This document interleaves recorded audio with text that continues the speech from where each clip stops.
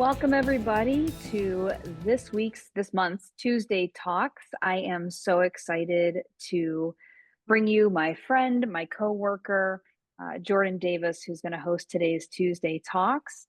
I'm Jessica Rosenblatt. I am the Executive Director of the Ohio Arts Professionals Network. I'm really happy to have you guys join us live. Just so you know, we are going to record this and post it to our YouTube channel.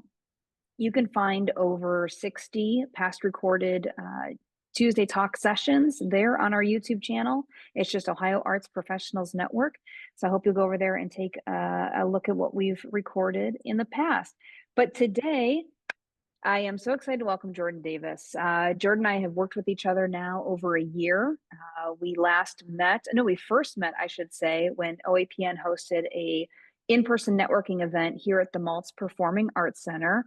And Jordan was gracious enough to host everybody around, give us a tour of the space. And it was a wonderful event. And actually, the event was held right here in the room that we are in, which, Jordan, are you ready? Yeah, let's go.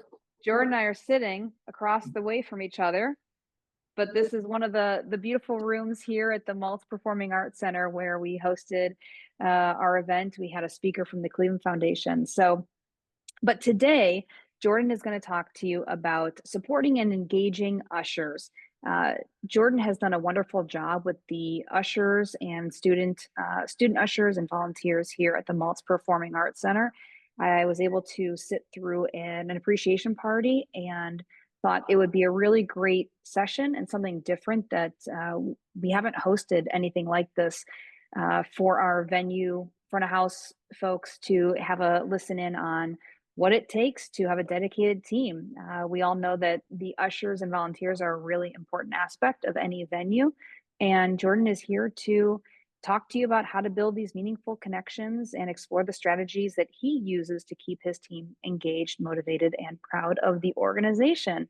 So I'm going to pass the baton over to Jordan to share all of his knowledge with you. Jordan, take it away. Great. Thank you, Jessica.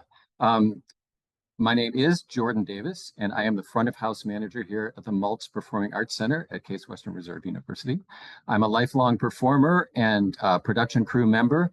In this role, I manage our volunteer team, our usher team, which includes volunteers and student ushers. So today we're going to talk a lot about only about your volunteers, because I assume none of you have the luxury of students who are motivated to earn a little stipend for working with you. But volunteering, working with volunteers poses a lot of challenges, as I'm sure everyone on this call knows. And so I'd like to, if you don't mind, I wonder if everyone would please introduce themselves. Let me know what your title is. I'm assuming that none of you are full-time volunteer managers, that you all wear many hats, but let me know what the scope, what percentage of what you do involves volunteers. And then it would help me to know the size of your venue, how many ushers you have on your roster, and if you would, maybe a challenge or the biggest challenge or one challenge that you have with managing your volunteers, so we can talk about that and learn from each other today. Okay, so maybe Mark, would you start? Are you game to start and unmute yourself? You are muted, Mark. And just so you guys know, I posted those questions in the chat. So when it comes around to you, you won't forget.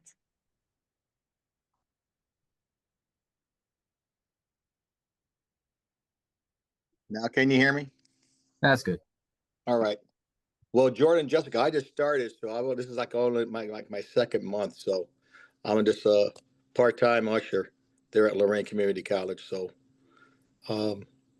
I'm still learning the ropes. So I don't know how many. My boss is Savannah, so I don't know how many. I don't know how many we have on staff, but like I said, I'm just brand new. So Okay, great. I think Good. my other Thanks, team members. I think my other team members might know more information than I do. Okay, thanks. Mm-hmm. I'm going to sort of call you out, if you don't mind, the way you appear on my screen. Barbara, you're next. Barbara Hornbeek.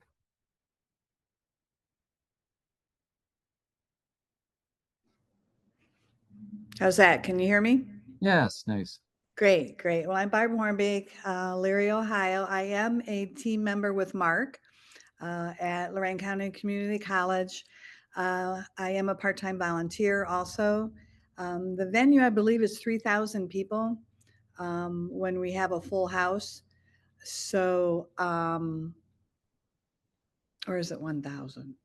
No, it's Probably 1,000. It's 1,000. It's 1,000. Now that I think about it, it is 1,000. And I really enjoy it. Going on almost a year, and number of ushers. I would take a guess after seeing the list. That we're talking between 20 and 25, maybe. Most of us, well, all of us are part time. We get to choose our events every month. So that part is nice, about volunteering. So thanks. Okay, good. Dan, I see you there. Okay. Can you hear me? Yes. Okay. Yeah, like my wife says, we just started about a year ago. We're all three volunteers, Mark, Barb, and I. And again, the venue at LCC. And it's kind of interesting how Savannah runs it in that she puts out a list of all the plays, movies, activities going on at the theater, and then we give her our availability, and then she assigns us to the what's availability to the different activities throughout the month. And again, like Barb says, the theater holds about 1,000, and I would agree with her. There's around 25 volunteers. Okay, good. Thank you. Thank you. Jason, I think you want to introduce yourself so everybody knows who you are, Jason? Sure. Hi, I'm Jason Cohen. I'm the director here at the Maltz Performing Arts Center. My boss. Yeah. Heather, I see you're next. Hello, I'm Heather Schneeman. I'm here at the Marathon Center for the Performing Arts in Findlay, Ohio, and we have about 969 seats. I have around 80 ushers currently, and my role is I'm in charge of the box office. I run the box office. I'm box office manager and patron services coordinator, so I'm also in charge of all the house managers and the ushers. I have 4 house managers. And the biggest challenge is the whiny ushers, to be honest. They like to complain about everything. So trying to keep them all happy. Good. Okay. All right, good. We'll see what we can do about that today. Lisa, are you there? I don't see you, but I see it looks like I see the top of your head. Do you mind Mute. introducing yourself? I unmuted. Can you hear me? Yeah, hi. Okay, hi. Can you see me? No. Only the top of your head. Oh, wait a minute, wait. How about now? No? No, that's okay. We can hear you. All right. Tell us where you work and what you do there. Hold on a minute. I work for Lorain Community College Stocker Theater in Elyria, Ohio. I'm an usher. Okay, good. And at the Stocker, well, I may ask you another question later. Let's move on. Aubrey, do you want to just say hello? Do people know you? Yes. Okay. Hi, Aubrey Kitson, Executive Director, Tinkham-Veal University Center and Maltz Performing Arts Center. So I think Jason and Jordan have kind of covered some of the theater questions. I've worked with volunteers at other locations, and I would say sometimes the harder part would be maybe the specificities of what they want to do since they are donating their time, if that makes sense. There are sometimes things where they're like, yes, I will do this. No, I absolutely do not want to do this. And then it's just the puzzle put together. Yes, good, good. I see Tom Flood's name. Tom, can you hear us? Do you mind introducing yourself? Of course I can. Hi, everybody. I am Tom Flood. Hi, Jessica. I work with our friend David Mitchell at Kent State down in New Philadelphia, Ohio. Our Performing Arts Center has 1,089 seats. Currently, I have 116 community members who are registered as volunteers. I also have the pleasure of enrolling our Art of Theater class, which can range anywhere from 15 to 30 kids who are voluntold that they get to volunteer as part of their class curriculum each semester. Great. My biggest challenge is how to put this politely. The average age of my volunteers outside of the art of theater class is such that my technical acumen seems to be well beyond them. And the way that I want to do things doesn't always fit into the way that they want to do things. So it's a challenge communicating information and getting their responses in a way that is not cumbersome on my time. And it sounds like you again you wear many hats, so you don't have a lot of time to engage with people individually. Yeah, I do. I've been here for 15 years. I started as the box office manager, and so it was kind of a limited scope, uh, Hmm. and that put me in charge of front of house. I'm now the assistant general manager, and they don't take things away from you at a university. They just keep adding on.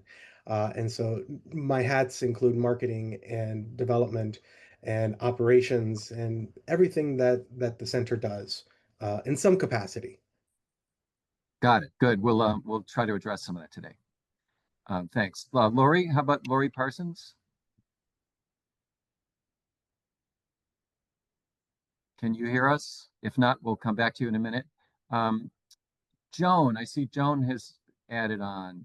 Do you mind introducing yourself, Joan? No, I'm Joan Sostarczyk. I have been a volunteer usher at Playhouse Square for 13 years. I just started at Stocker Center at LCC this winter. Um, and I like the fact that I can pick and choose which shows my availability.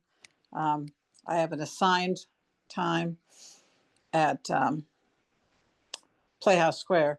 Hmm. They've asked me to be a head usher and I have declined. I just want to be a little worker bee. Good. Thank you. Who else is here? Janine, would you introduce yourself quickly?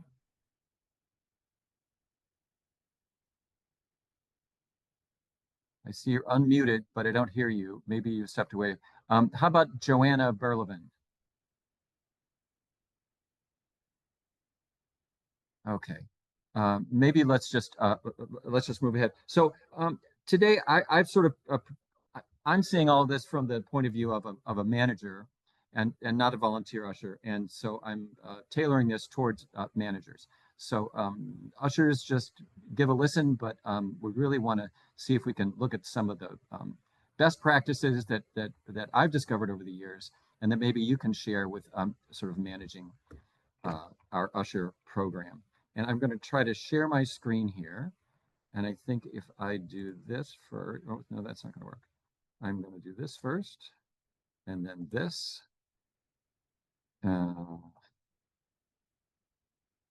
There we go. So just briefly, here we are at the Maltz Performing Arts Center, and we are very lucky to be a part of Case Western Reserve University. And so that gives us many advantages that some smaller nonprofit theaters and venues don't have, but it doesn't mean that it's a perfect world here. Today we're going to talk about, I mean, there are really two aspects of volunteer management that are the most crucial. The first one is recruitment and the other is retention. The other is getting your slideshow to not advance automatically. So I don't want that. So there's really two things, recruitment and retention, okay? Recruitment is finding your ushers, getting them in the first place. And it sounds like most of you have plenty of ushers, so we won't spend too much time doing recruitment. But once you have them, how do you keep them? How do you keep them coming back? How do you keep them happy? How do you, if you're really good, you can get them to invite their friends. How do you keep them? So the way I see it is every move I make, every communication I make, I have in the back of my mind, is this going to invite them in and invite them back?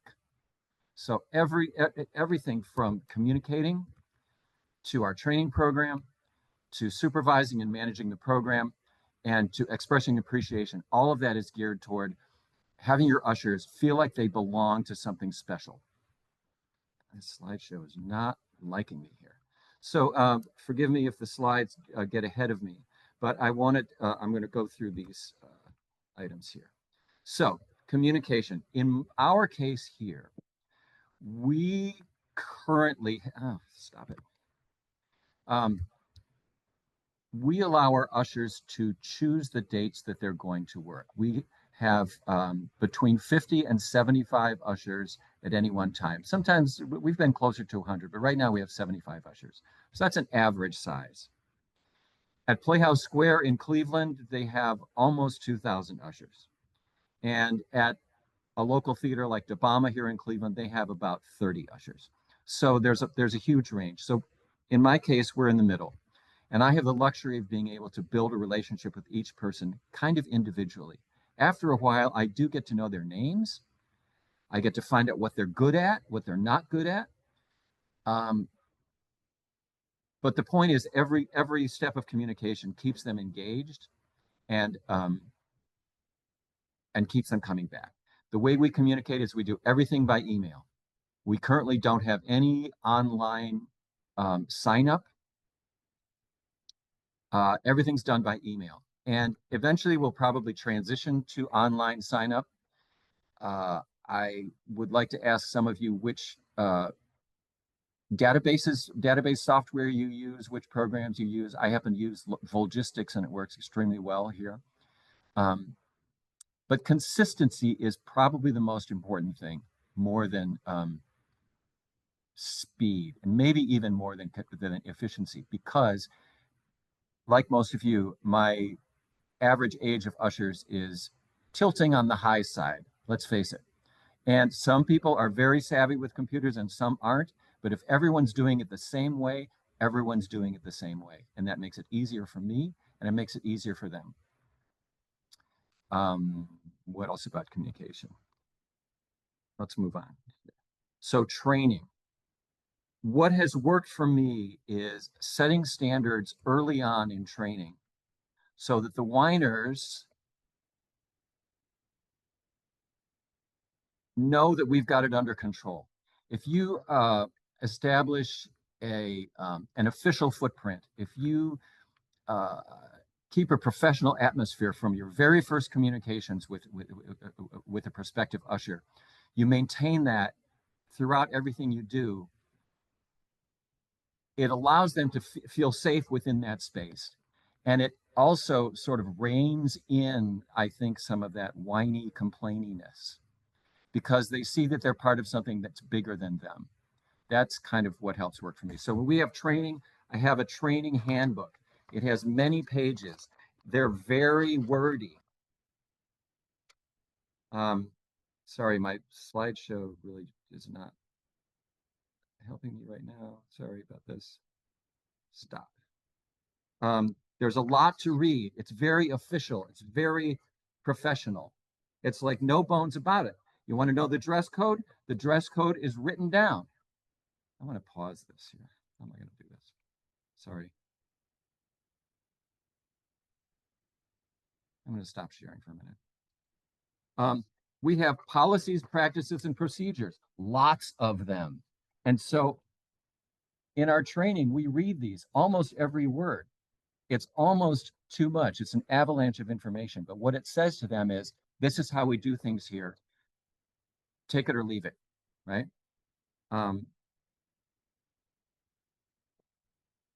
Another thing about consistency, and so this fosters consistency. When everyone comes in, there's like this ritual. They sign in on it. They sign their names in on a clipboard. They put on their usher badge. Everyone wears an usher badge. They love these usher badges. Who would have known that this creates such a sense of sort of belonging and not authority, but this is little things like this, having a dress code. I wish I could ask you how many of you have a dress code where you usher? How many of you have uniforms? Is it a vest? Is it a sweater? We've tried various things. In our case, we allow usher. Our dress code is you wear a white top and a black underneath. So a white blouse or a dress shirt, black trousers or skirt. That's it for everybody. Very consistent.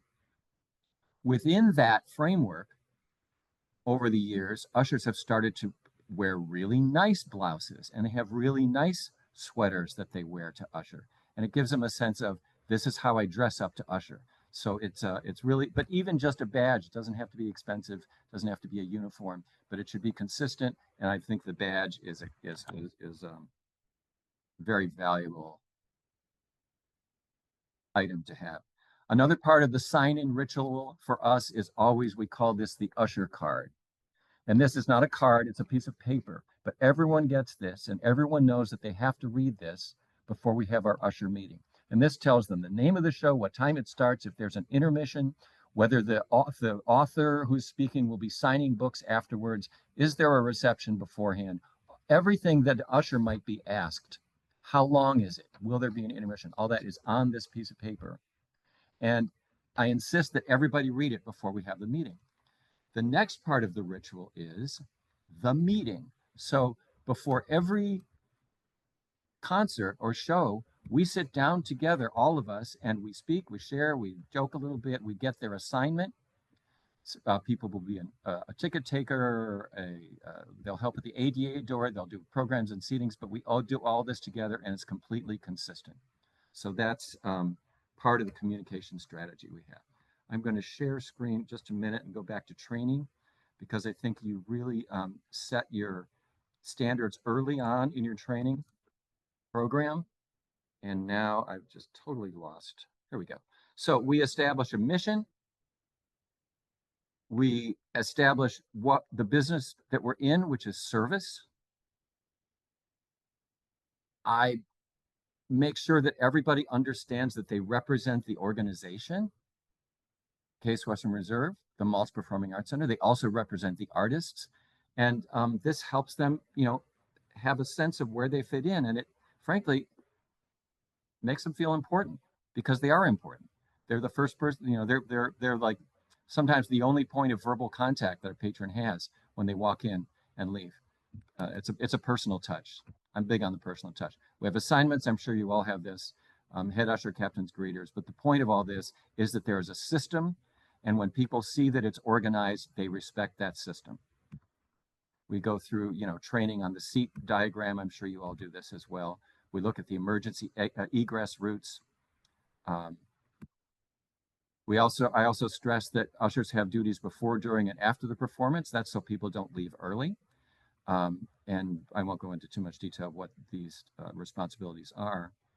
But once again, there are ground rules. We establish them early and we stick to them. Then within that structure, I can joke around with people. I can get to know them. We can have a little flexibility, but when they understand there's a structure, it helps them behave. But getting back to your whiners and complainers, I make it very clear to everybody that their feedback is valued. So within this framework, the kind of feedback that I get usually is things that we've already thought of, and there's a reason that we're not doing it a certain way. But when people feel as though they're listened to, they'll say, hey, why don't we open the doors a little earlier instead of a little later? Maybe we so-and-so. I'll say, that's a really good idea. Let's think about that.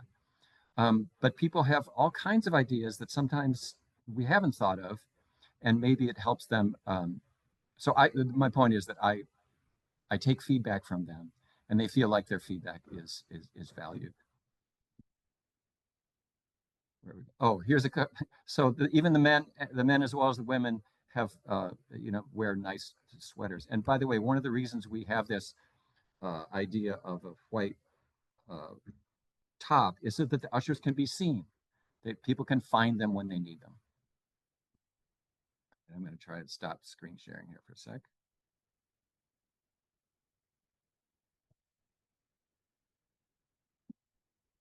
Jess, help me here. Am I not online? Not sharing? Okay. I just have to get it off my screen. While I'm doing this, questions anybody so far? We've gone through the training. Thoughts about that? Does that work for you? Is your training? We have kind of a rigorous training here on purpose. Maybe you don't. What are your thoughts on it? Please give me a little feedback. Joe, Mike, Joe, working at LCC, Savannah has done a pretty good job of training and trying to educate us. Again, we have uniforms like what you've talked about, that we have to wear: black pants, black top, and it's specified what we need to do every time before we meet, as far as what our particular functions are, cleaning what aisles, cleaning the restrooms, whatever we need to get done. So she is doing a lot of the things that you have been talking about since we started. Good, good. That's what I mean. That's what it takes, especially when you have a larger program. If you only have 20 or 30 ushers, it's a little different, but some of the same practices scale down and are just as effective. Anybody else at this point about training? Okay, so in supervision, I think, you know, just consistency along there. There's a point where you recognize ushers have certain talents. Some people want responsibility. You know, everybody volunteers for different reasons. And, you know, if you have 100 or more ushers, it's hard to know exactly what those reasons are. But I keep a database, you know, in my database, I keep records on every usher. And if I know that someone really prefers to take tickets or can't do the stairs to the balcony, or they are capable of more responsibility, I will promote them to being an usher captain, for example, and give them a particular area to work on. So that keeps them involved. That keeps people busy. It keeps them coming back, because they're not just warm bodies. Some ushers, that's all they want. They just want to see a free show, and that's fine. If you understand that about each usher, you can respect that. And it's a kind of a high-tech approach. It's a little more time-consuming, but it pays off in loyalty, and that's really what it's all about. Let me see what else I have in my notes that I can share with you before I move to my next segment.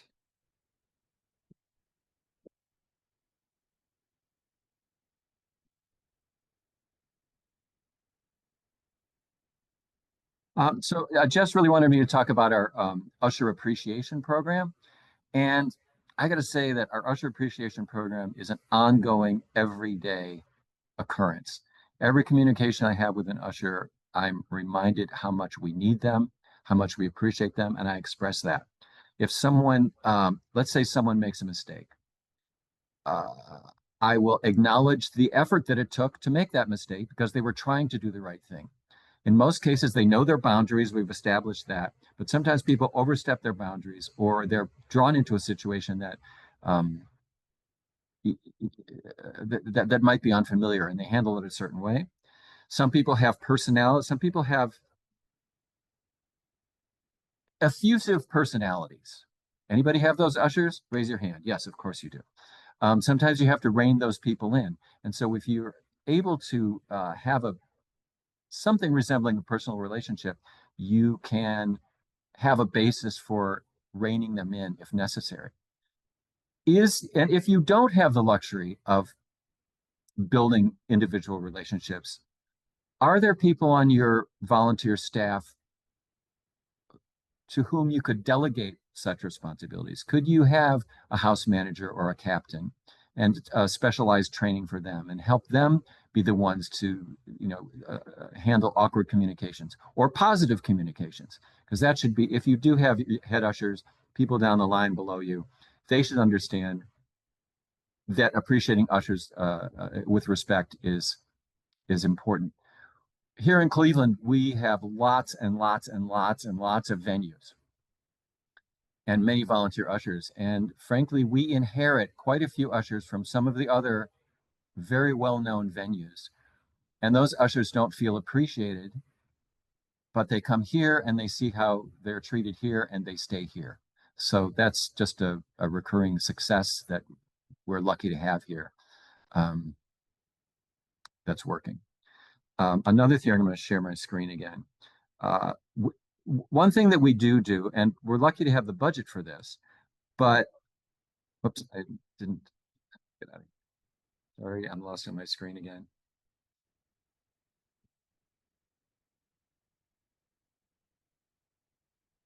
We have 2 usher appreciation events each year, one in January and one in the summertime. I'm still looking for my photos here.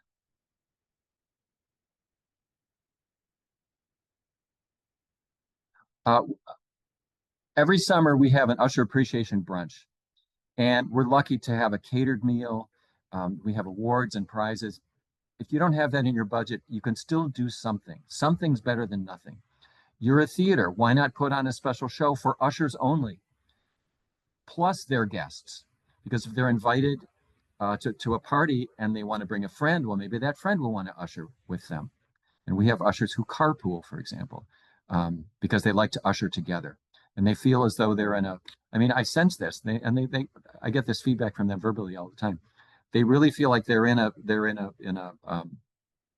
not a club, but it's a social unit. It's a social unit. So, to the extent that you can foster that in your management style, it will pay off.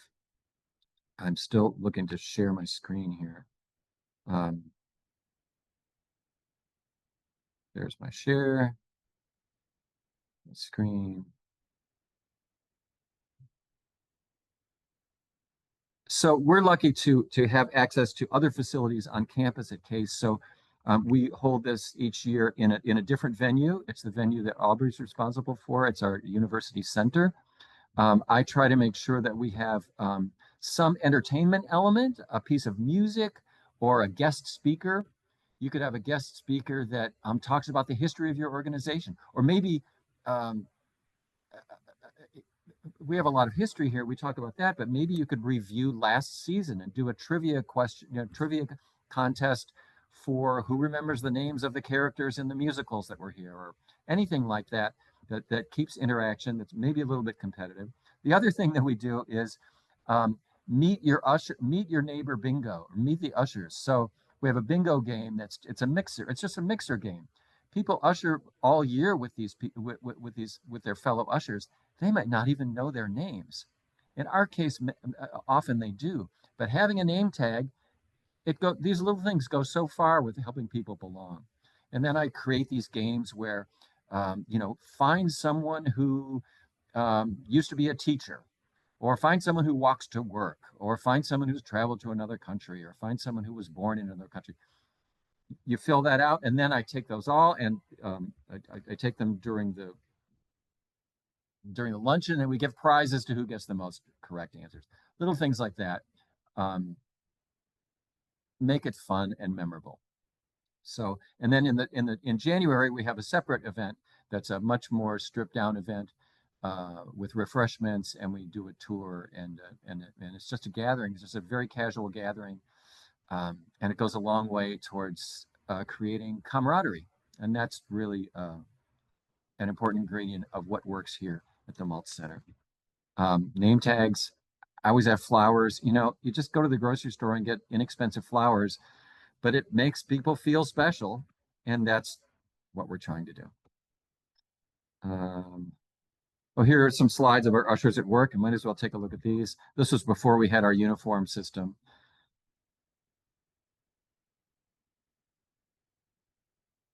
I'm sure, and these are some of the this was part of a different slideshow, but these are some of the things that we do in our venue. We have concerts, we have student events, etc.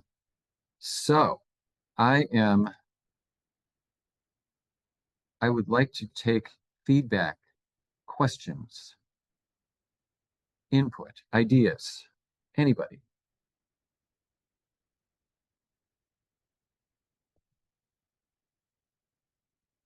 Who are our managers? Tom, are you there? Resources for volunteers. In Cleveland, we have an organization called Greater Cleveland Volunteers.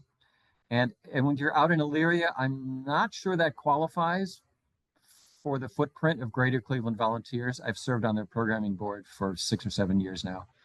But they provide volunteers to organizations. They actually have many, many programs.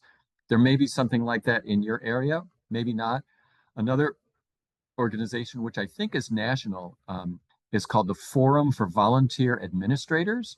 So that might be something else that you could look into, that might just give you peer support, share ideas, resources, things like that. I'm going to go through my notes then. We have a little more time to go.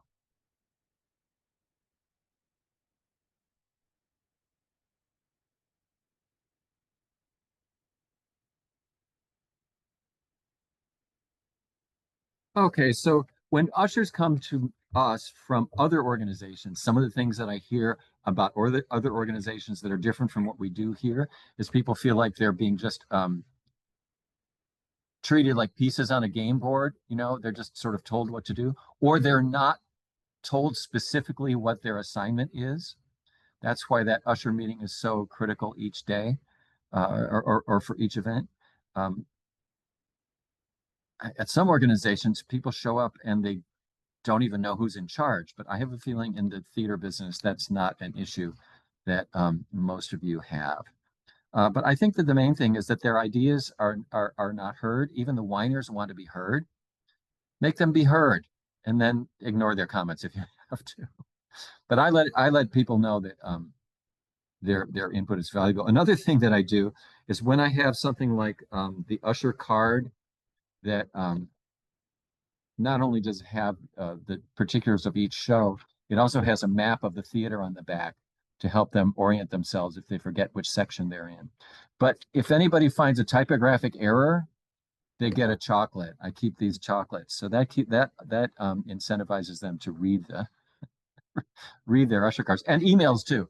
If I send out a typo, if an email has a typo and somebody, first person who sends it to me, they get a chocolate at the next concert. I'm also looking for my show and tell. Oh, another thing that you could do, if it's in your budget, is create a special giveaway for your ushers at your usher appreciation events. One year we had coffee cups made with our logo and a picture of our venue on it. One year we did refrigerator magnets. One year we did cards. We did a series of greeting cards. These are not expensive. I just went to FedEx print shop. We had a paper with our logo on it and pictures on it. Whoops, there's a logo. Here's a picture. And this is only for them. We tell them, we let them know this is only for you because you're an usher. This is our gift. You know, it's an appreciation gift for you. So I think that's kind of my appreciation strategy. But the foundation is recruit, retain, respect. I like that. 3 R's. I'm gonna write that down. This is great. Jordan, thank you so much. Do you guys have any questions? I know that we have a lot of usher volunteers on this call. Mark, yeah, go ahead.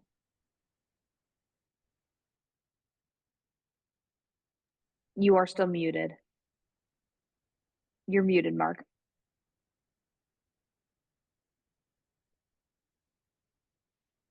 Can you hear me now? That's Yep. better. Jessica, yeah. Well, first of all, Jessica and Jordan, that's very good. I'm just going to give you just a little bit of feedback just because I'm very new to the program there at Lorraine Community College, the Stocker Center. I must say, and like Dan was saying, one of my co-workers, Savannah is an extraordinary communicator. As being a person that has just been starting here like 2-3 months, I feel like I've been part of the team for a whole like several years. She embraces everyone like me, who is very brand new, right into the family. She makes her whole group like a family. That's where I feel very, very comfortable. I feel very wanted, and that's what I really love about Savannah. And Savannah is, and what I mean by a great communicator, even when you're having dialogue with her, she makes it very well known that hey, do you feel okay? Is everything all right? Don't worry. I'll stay here for a whole nother half an hour, right? Just as long as you get to know what's going on and you can embrace the concept that I'm trying to show you. But she does bring everybody together. I like what she does, and I think Jordan does it with his crew too. Is before we do any event, we meet it and we gather into the room where we're going over assignments and we're going over that particular event of what our responsibilities are and what we need to do that day. But what I like about her too is she does a lot of feedback on the emails, and she's always there communicating. And I just like the whole embrace with the whole team. I mean, we have a lot of good people that are very well experienced and very well knowledge in their other recent, like their past responsibilities or professions that they were in. But no, I really, and as my past work, I was a director of college admissions. So we had a lot of volunteers, student volunteers. And in my past experiences is that you definitely got to get them to feel like they're needed and they're wanted in their group. You're always going to have, as I said, people that are, I don't like using the word whiners and stuff because they are students, and um, sometimes that's the only way they think they could be heard of if they do whine. But I do agree with what you are doing, Jordan and Jessica, is that for the appreciation, you got to give them some type of little rewards or reminders that, hey, you are a part of this great team and your voice is very well needed. So, no, I'm just excited to be on this journey there with Lorraine. And it's like, for instance, like this, I mean, Savannah was putting out an email saying, hey, we're going to have this Zoom class. Come on in. And I said, hey, wow, this is great. Yeah, let's hear it from other people. So, no, I think all of you are doing a fantastic job. But so thanks for bearing with this newbie. I mean, it's pretty cool. That's great. Yeah, it sounds like Savannah's uh, got it very Oh, together. I look oh, forward to oh, meeting her. I guess oh, I'm Jordan, I'm you have to. She's very, yeah, very well. She's very good. I'm just surprised at the things that ushers who come here from other venues. I'm surprised that not everyone has that approach. And again, that's not everybody's personality type. Right. That's not everybody's management style, but it works, Mark, as you Hmm. as you know, it's effective. And if Right. as a manager, if you can delegate some of that or build it in or make it a little less painful if it's not your management style, it'll pay Yeah, off. absolutely, Jordan. Aubrey. Okay, I have a question for you, Jordan. What suggestions do you have for some folks who may want to, I think there's always a desire and a need to connect with your volunteers and to get to know them. And I think a lot of people do wear a lot of hats and that becomes challenging sometimes. So do you have any like tips or tricks or just suggestions for those people that have multiple things going on and the development of that relationship is one of them, but it can be a little challenging? Yeah, I tried to touch on that here. I have the luxury of having this be my only assignment. Um, and so when I say delegate that responsibility, I'm not exactly sure what that looks like because I don't have to do that. Uh, but it is a suggestion for people who it's not their management style. When people first register, there's a registration form, and on that registration form, I ask a few personal questions. Where were you born? Um, what's another? So they're sort of out of the blue, and then I'll take that and I'll look at that, and then when I'm talking to that person later, I'll say, "Oh, I see you went to school in Michigan. I have family in Michigan. Where'd you go to school?" Find something personal about them to just sort of connect with them. Some people, the people who really need that, kind of let you know it. So it's not really all that hard if you're the kind of person who's attuned to making those relationships. But I think it just really helps if everyone, there's a platform that everyone stands on when they volunteer. They follow the same rules, they follow the same ritual. And another thing that I tell volunteers is, we want you to get more out of this than you're putting in. Is that 100% true? It should be. maybe it isn't, but that's a way of telling them that we respect their time, we respect the knowledge and expertise and the scheduling that it takes for them to be here. And you say that to everybody, so everyone gets the same message. It's just some people are needier than others to maintain. But our ushers fully understand that their feedback and their ideas are welcome, and then we'll take them or leave them, but at least we'll listen to them. So listening is, I think, another skill that some managers in a position like this, especially those who have to wear many hats, are either not as good at or just simply don't have the time for it if they're not attuned to it naturally. Yeah, it can be a little bit challenging, and it's not essential. At Playhouse Square with 1,700 ushers, the managers there don't have the, they're not going to get to know every single person. But the squeaky wheels get the grease. They're the ones who, the ones who need it, let it be known. So.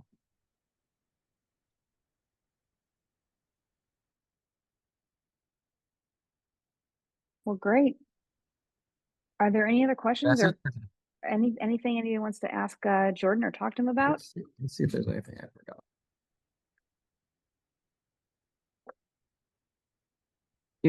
One other thing is at our appreciation events, this might seem a little bit obvious, but we give awards and prizes. So there's awards for who served at the most shows in a year. And then there are prizes that are just like door prizes or trivia prizes, so that everybody goes home with something, even if it's a keychain or the centerpiece from the table. Everybody goes home with something, and carry out containers if you can cater. Another thing is, when we have our training sessions, we have refreshments, even if it's just donuts and bottled water. That's better than nothing, and people feel as though they're taken care of. That goes a long way too. People do like food. Me No being one of them. surprise there. No surprise there. Just don't forget about it. Oh, that's great. Well, it sounds like everybody's questions have been answered. Again, this is going to be recorded and posted to our YouTube channel, where we've got about 60 other videos shared there, and it's counting. We have more every month throughout the rest of the year. So this won't pertain to most folks on this call, but in November, we're hosting one on how to block book. That's for agents and artists and the presenters who host that, the performing arts in their venue. And then in December, we're going to have a video from a rock star board member of ours who has Emmy Awards and is on PBS on how to create high quality videos as an artist promoting your music and what you're doing. So we'll have tons throughout 2026 as well. Again, we host these monthly. I'm so glad you joined us. Jordan, thanks for taking time out of your day, coming into the office early. I'm glad we could sit together and host this together. And I appreciate you guys all for joining us. So if nobody has anything else, we'll say goodbye. Thanks, Jess. It's my pleasure. Thanks, Jordan. Thanks, everybody, for joining us. Appreciate you all. Thank you. Bye.